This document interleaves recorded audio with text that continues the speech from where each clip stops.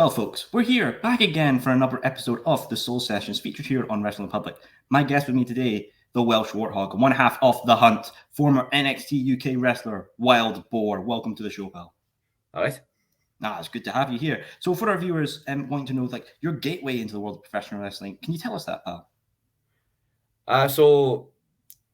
In terms of what made me start watching wrestling or how I started, or Let's go both. I remember the first time I started watching wrestling, I was at my mate's house and he was playing WWF Warzone. If you remember that. Classic. The Warzone, yeah, that was the first wrestling game I ever remember. I think one after In Your House, right? I remember seeing it and just thinking, oh, that's interesting. But I didn't really start paying attention. That was just the first time I'd seen any sort of wrestling. And then flash forward a couple of weeks or so, my same mate of mine, his dad was watching Raw, and I remember the exact thing I saw. It was Stone Cold Steve Austin beating up Vince McMahon. And that was the first wrestling I'd seen. And I remember seeing that and going, whoa, what the hell is this? And then it became a regular thing. Then I just started watching it and just started just kind of playing around with your mates. I was literally a child, obviously. So playing around with your mates, just throwing each other around. I was always Rhino. Yeah, funny. But I told him that actually when I met him. That was quite funny. So then how I actually got into it was so me and Flash Morgan Webster, we kind of grew up together and stuff. We started backyard wrestling because at the time there was nothing in Wales that we knew about. Mm-hmm. And even when we did know about it, there wasn't actually that much going on in Wales anyway.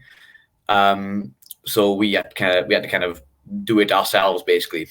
So we made our own rings. We made at one point we made our own steel cage out of the big fences that builders use to fence it. So this is monumental.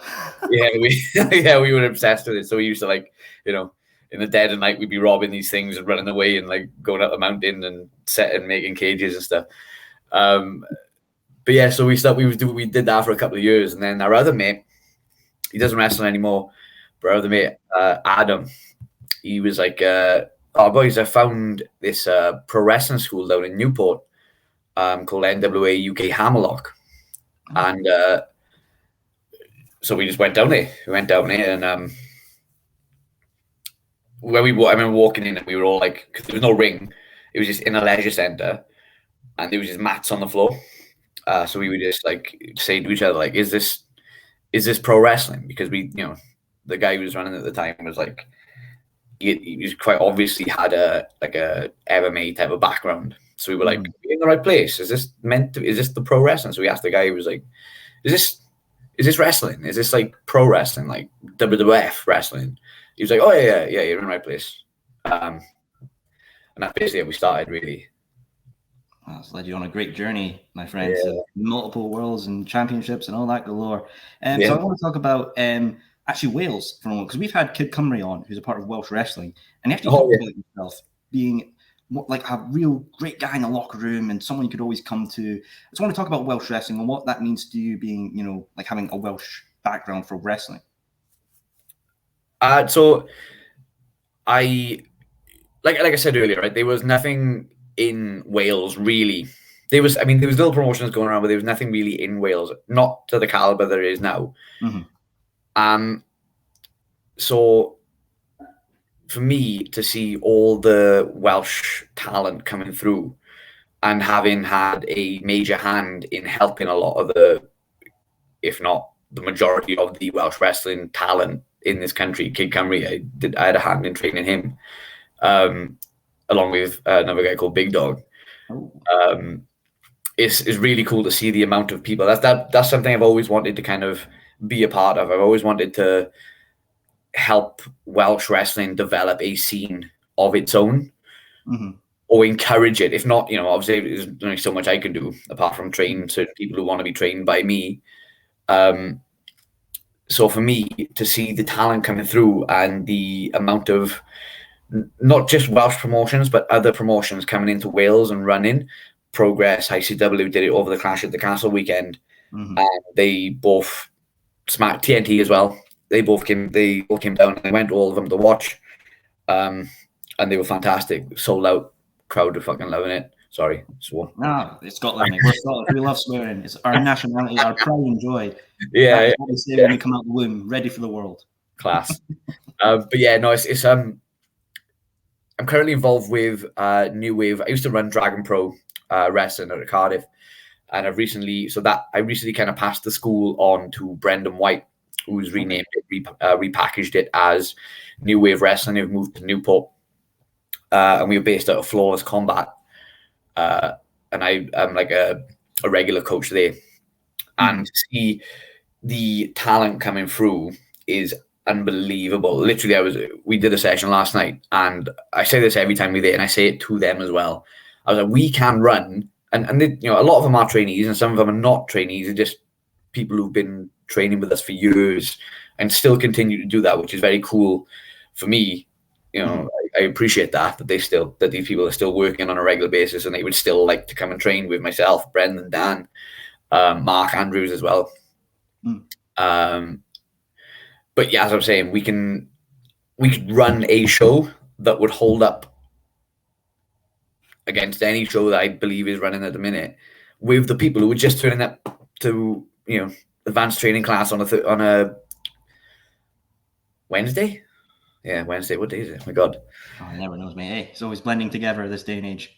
Yeah, but yeah, to go back to your original question, it means so much to me for Wales to develop a real good scene, a real good scene, but a lot of places for people to work. Because when myself, Mark Andrews, Flash Morgan Webster, Eddie Dennis, when we first started, I think there was one promotion in Wales, and now maybe two, but they run very infrequently. I never really seen too much of what was happening at the time. But now you have, firstly, you have different promotions coming in. Progress running Wales, they're back now in October. TNT coming down here, I'm pretty sure they'll be back. ICW have run numerous times in Cardiff and done really well. But then you've also got Modern Nomad, who've taken over running Catay's Community Centre, where Attack used to run. You have NWW, the school I was just on about, starting to run a bit more. Creation Pro Wrestling is a real good place starting up. Slam Masters, there's more. But they're all doing real good. Welsh Wrestling is another one. Welsh Wrestling have been going for years and years and years and years. That's where I more or less learned how to wrestle, to be honest. And they run all the time. So there really is a real good scene bubbling under the surface in Wales. And I feel like in the next year or so, if I have anything to do with it, it's going to step up again. Yeah, absolutely. Have Wales have that, wrestling in its blood, like that sense of pride and accomplishment. And speaking of Wales, well, we had Kid Cymru on, and Clash of the Castle was happening as well. I mean, I just want to talk about as well, was that sense of pride that WWE chose, Wales, Cardiff for Clash of the Castle as well. Kid Cymru stated that he feels that Cardiff and anywhere in Wales could hold a WrestleMania. Do you agree with that statement? I mean, if you look at, I think the only reason they wouldn't do it is maybe because they might want a bigger place to do it in because it's WrestleMania, but absolutely, like the amount of people and the atmosphere that it looked like that was in that building there, they could absolutely hold a bigger event. I'd be very surprised if WWE don't come back next year after everything. Cardiff was absolutely insane. It was indeed. The entire weekend, it was insane. Oh yeah, I was there. I mean, I was half pissed and stumbling over, but mate, it was something electrifying. Is not what you could describe it. It was absolutely an out of body experience as well. What did you think of the show as well? Because I thought it was absolutely amazing. I thought it was fantastic. It was a really good show, real good show. I thought everyone smashed it. To be honest, Gunther and Sheamus was unreal, wasn't it? Like that was classic Walter. That was classic. That was Walter, but to the T. Just good old Walter coming up. I mean, I'm Scottish. I was ashamed Drew lost. I mean, yeah. Another L for Scotland as usual, but I mean, hey, what can we do? Now let's move on to WWE, because you made your time at NXT UK, and I want to talk about your debut, because you debuted in quite an interesting, pride-filled establishment. The Royal Albert Hall was where you made your NXT UK debut. I want to talk about your debut for NXT UK. Sound, yeah. So that was absolutely wild, but also didn't actually know I was going to wrestle until that morning. Oh wow! Yeah, it was turn up, and maybe we'll have some people on, maybe we won't. Kind of be ready, all this stuff. So we get the building and stuff like that. So the person up in a hell of a nice hotel, like bloody hell. Never been so like this is the first time experiencing any sort of WWE treatment, really. So I remember myself, I was like, my God, what the is this where it's like? And I was still, to be honest, at the time, I was still a bit like, am I really signed? Like, am I really in the like? Because I'm still, being from where I am and being from Wales, and I'm not your typical WWF WWE wrestler when you look at me. So in my head, I was still like, my God, is this actually real? Anyway, I remember when we turned up to the building, we went to catering and stuff, had some food. I went to drop all our stuff off in the locker room, and Pete Dunne came. He kind of spied with myself, Mark, Eddie, so real good mates with Pete, and he's actually a big reason why I kind of got in. He put my name forward and stuff. Anyway, so he came up to me and he said, "Oh, are you wrestling today?" And I was like, "What?" He said, "Yeah, no, you're on." I was like, "Oh, sick. That was class." Yeah. So then the actual match happened, and I thought it went really well. Came back afterwards. Went up to Shawn Michaels, Triple H, who was sat at the Gorilla. Asked him, was that okay? And any other? He was like, yeah, great. I came back and I was like, wow, that was fun. I was almost like a bit of an out of body experience at the time. It was crazy. I remember as well. And I always remember this actually. It's really stuck with me. So I was quite emotional after it. It was a big moment for me. And I remember walking down back to the locker room, and I was walking with, I think it was Flash. It was either Flash or Mark, and we were walking down, and I saw Tommy End, Alistair Black, Malachi Black coming to, and I've interacted with him for a couple of years. He's always been really cool, and he was like, came up to me, gave me a hug. He was like, "Oh, well done, mate. You did really well." And I was like, "Oh, I don't need more." I was like, oh, quite emotional as it was, and he was giving me stuff. He was like, "Ah, you smashed it, mate. Well done." And I was like, "Ah, cheers, mate." You've done it, pal. You've done it. I couldn't imagine, as someone growing up watching WWF, then wrestling your first match, to go back and see Triple H and Shawn Michaels. You must have been like, "Oh shit, right, I've got to talk to my heroes." Yeah, genuinely, yeah. It never changes, really. Never changes. Any interaction is like, whoa, it's mad that these are the people that you kind of grow up watching. Yeah, no, I couldn't imagine myself. It must have been like, shit. And so in NXT UK, you would form the Hunt with Primate, and you would face many great tag teams, obviously Scottish Gallus, Homeboys, and then you were going with Imperium as well, and many others. I just want to talk about which team was always your favorite to make magic in the ring with. I always really liked working with Imperium. It was always physical, as you can imagine, but it was always physical, and I thought the matches we had were just real enjoyable. The second one definitely better than the first one, in my opinion, just because we kind of knew what we were getting in for when we went in there. So they were those matches were always fun. Gallus was very similar, always very physical. I also really enjoyed working with Pretty Deadly. Oh, you look at them, you don't expect them to hit as hard as they do, or to go as much, because of the, you look at them and go, whatever. But there's a reason they're deadly. It's not just a name. They back that shit up.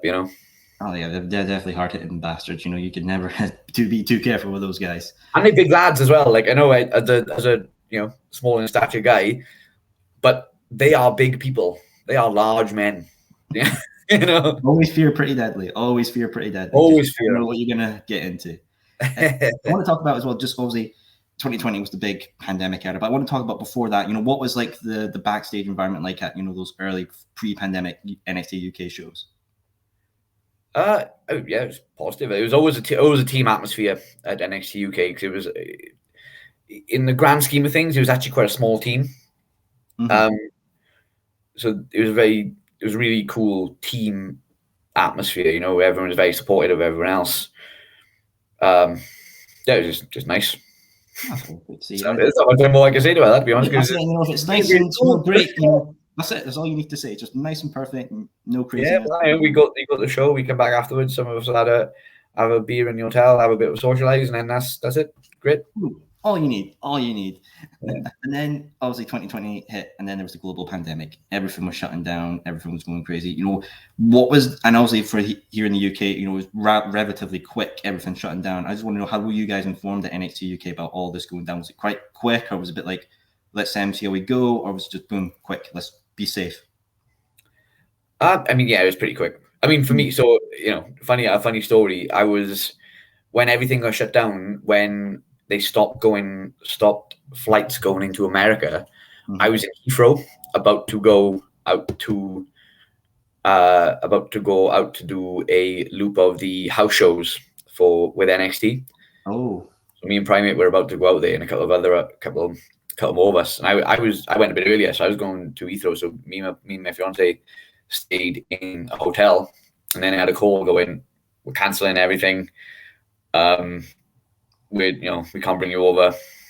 And I was in a hotel. I was like, oh, well, okay, let's go home. But yeah, after that, it was like, it was writings on the wall, right? You knew that you understood the situation. You knew that, you weren't going to be able to work for a while. Mm-hmm.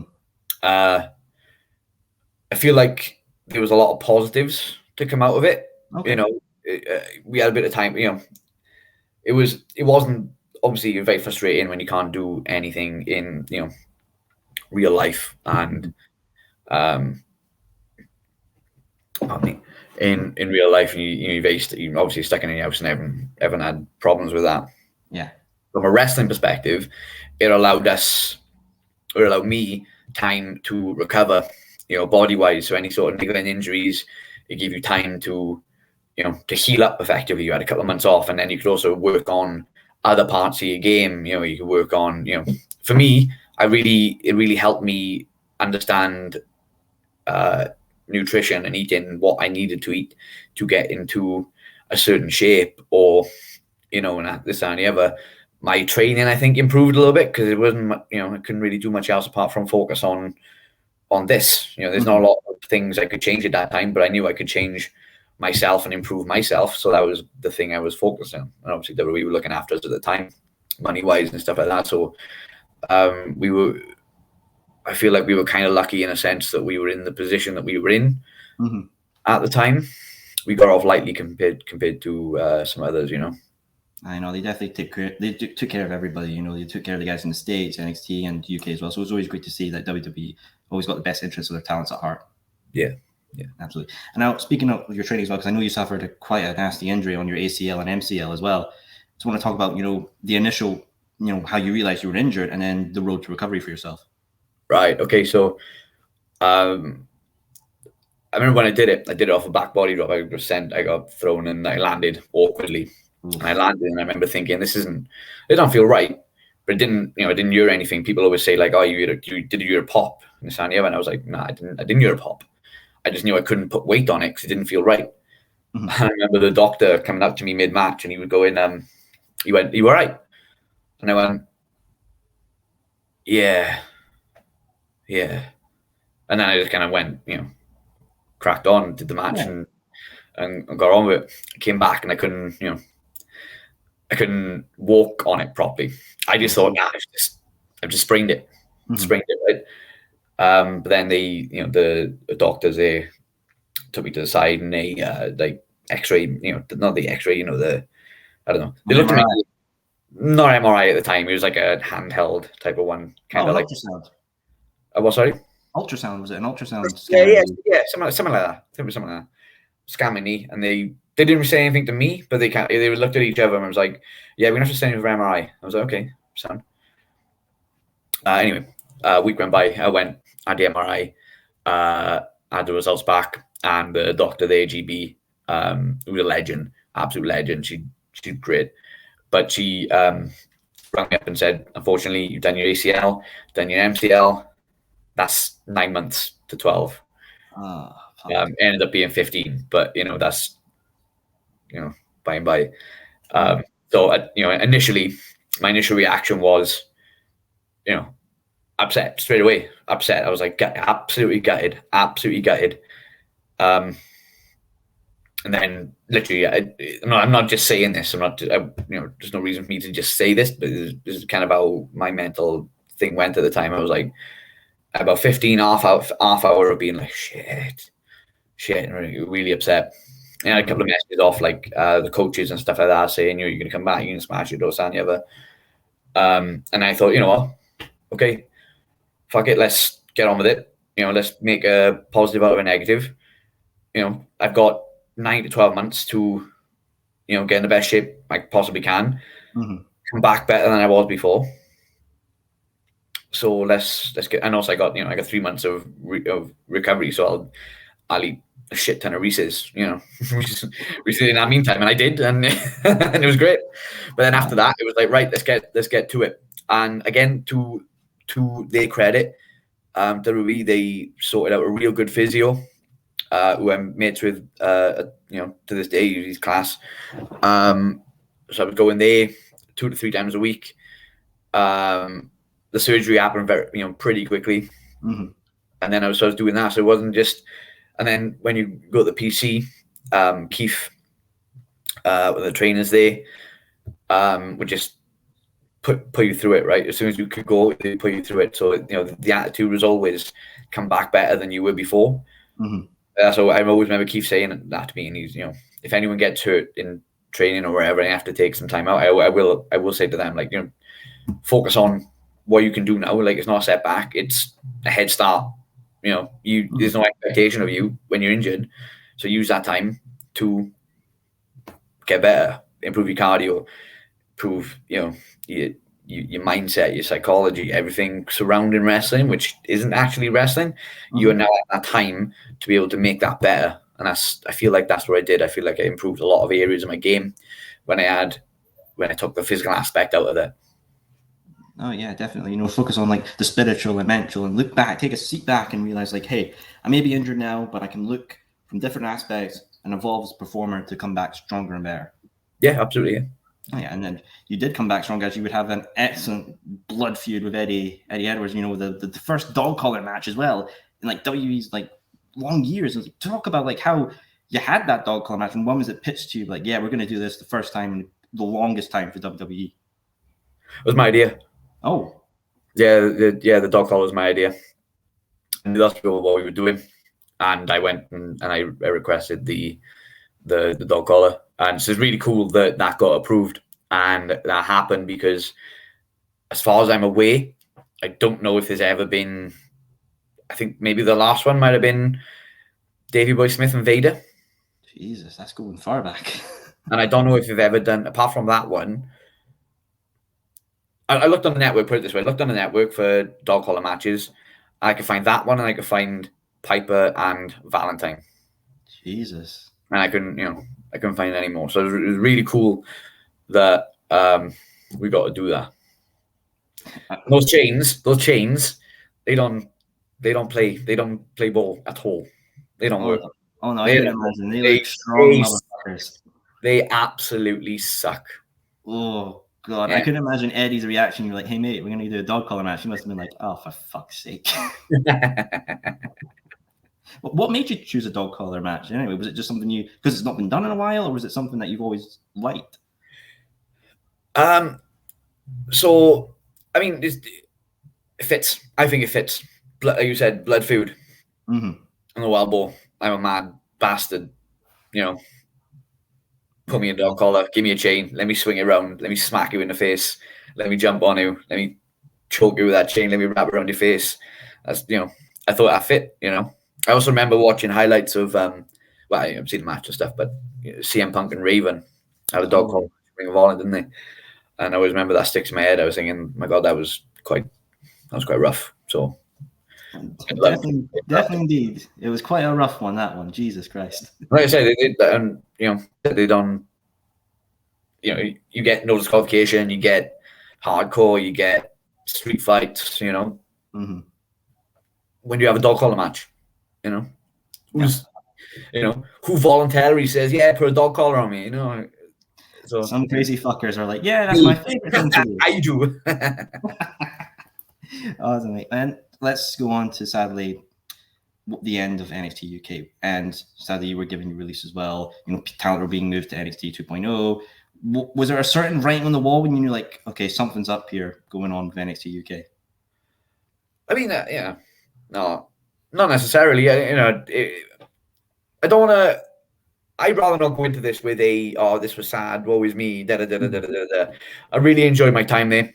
I felt like everything that was afforded me and the experiences I had working with talent, working with the coaches, producers. Obviously, you had William Regal was coming over all the time and helping us with all that stuff. You had Robbie Brookside, John Moss, James Mason, Matt Bloom when he was coming over, and you'd have classes with Shawn Michaels and stuff like that, going through like match review, match study, and then just the experience at TV, working for TV and all this and the other. The experiences I had, it made me the 10 times the wrestler I was coming out of it than going in. Mm-hmm. And while I was there, I was watching everything. Like that goes for a lot of people. A lot of people when at NXT UK, all my mates, all the boys you watch everything, because if you love wrestling, you watch it. You want to know what's going on in the world. Mm-hmm. So as I was watching, I was thinking, this is wrestling is sick right now. Unfortunately, at the time, I was like, I'd love to be able to work, but I know NXT UK is important to me. I have to get it here. I have to do it. I have to work my bollocks off to smash it here. I'd love to work some of these people who are coming up on the indie scene, coming up on the indie scene worldwide. So as much as being released is not ideal, it doesn't make any sense for me to go, feel sorry for myself. What's the point? What's I going to achieve? You're going to achieve nothing. But if I can think right now, I can work with these people I've been watching for a while and thinking, we'd smash it. Now I get the chance. I can work with these people. I worked at Dan Maloney was the first one I did afterwards, and we smashed it. Love working with Dan. I got Kid Lycos coming up. I got Charlie Sterling coming up. Going to Finland, going to Italy, Ireland. I've got a bunch of really cool opportunities coming up. So as much as getting released was obviously not great, not ideal, but coming out of that, I'm like, shit, man, I can wrestle as much as I want now. I can. No limitations on Wild Boar. You're going straight in there, no matter what. Mate, I love it. Yeah, that's it, man. And I want to touch upon something about NXT UK, the titles. My God, they were beautiful titles. They were, weren't they? They were very much so. The tag belts. Tag belts were absolutely smashed. I mean, someone said to me they look like a pound coin swish, but that's utter bullshit. No, they look absolutely pristine belts. Do you think they were maybe the best looking belts in the company at the time? Yeah. Yeah, definitely. Oh, hell yeah. I mean, anyone says any other belt was beautiful? No, you're lying. Come on. Tell yourself the truth. The NXT UK belts, pristine. You want a rep, you better get one right now, because God damn, they're beautiful. Now, something I want to touch upon as well, there's rumors around that Triple H is bringing something new for NXT Global or NXT Europe. And he's like to bring a lot of people back. And we've talked that you've loved your time with WWE. If Triple H or anyone contacted you and said, hey, we're building this new NXT brand thing for Europe or Global, and you were offered to come back, would you take it?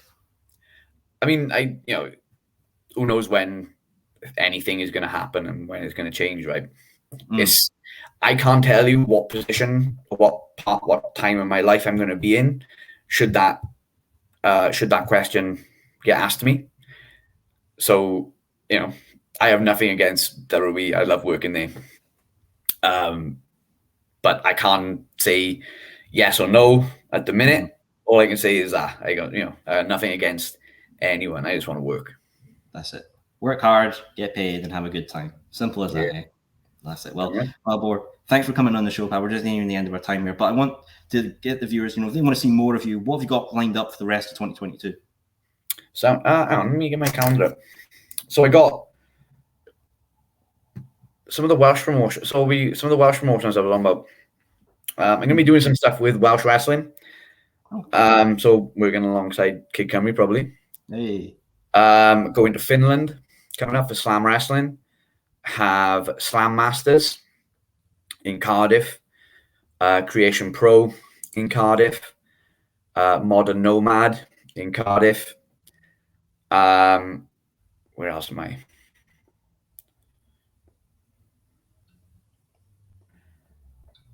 I've got some things that have not been announced yet. I'm going to Italy for Squasher Jobber Wrestling. That's their name. What it's called. It's a hell of a name.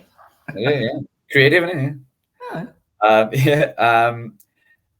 And I've got some other stuff coming up, but they are in the works, which is really, the stuff I've got coming up, which I'm not going to say right now, but it is going to be coming up. So it really is. It's a surprise. Really excited to be doing some stuff.